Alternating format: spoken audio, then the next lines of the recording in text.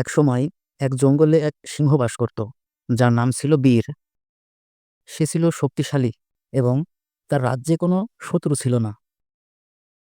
একদিন সিংহটি তার বাঘ বন্ধুর সাথে দেখা করতে গেল, যার নাম ছিল ভানু।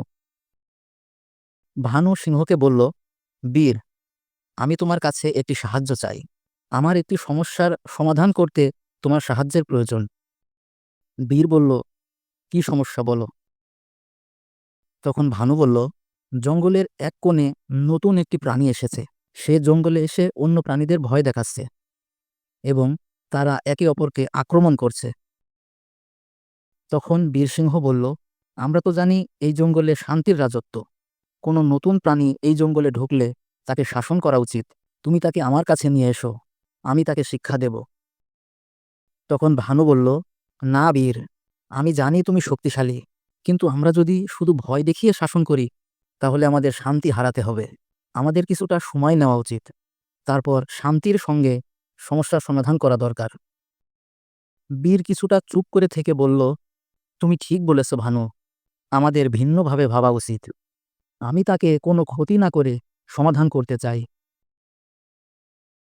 পরের দিন বীরসিংহ আর ভানু জঙ্গলের নতুন প্রাণীকে দেখতে গেল। এটি ছিল একটি হাতি। হাতিটি খুবই ভীতু ছিল এবং সে অন্য প্রাণীদের শত্রু ভাবছিল। বীরসিংহ তাকে বলল, তুমি এখানে এসে ভয় পাচ্ছ কেন?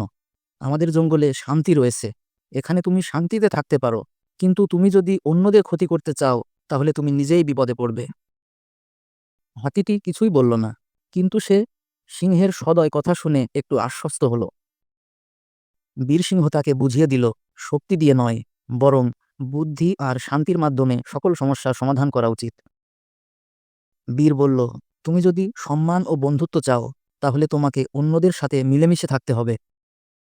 হাতিটা সবকিছু বুঝতে পারল এবং অন্য প্রাণীদের কাছে গিয়ে ভয় ও বিভ্রান্তি দূর করতে চেষ্টা করল। খুব তাড়াতাড়ি সে সকল প্রাণীর বন্ধু হয়ে উঠল এবং তার অস্থিরতা চলে গেল। বীরসিংহ আর ভানু খুশি হয়ে নিজেদের মধ্যে বলল, এভাবেই আমরা জঙ্গলে শান্তি ও ভালোবাসা বজায় রাখব। নীতি কথা হলো, শক্তির পরিবর্তে বুদ্ধি আর শান্তি দিয়ে সকল সমস্যার সমাধান করা উচিত।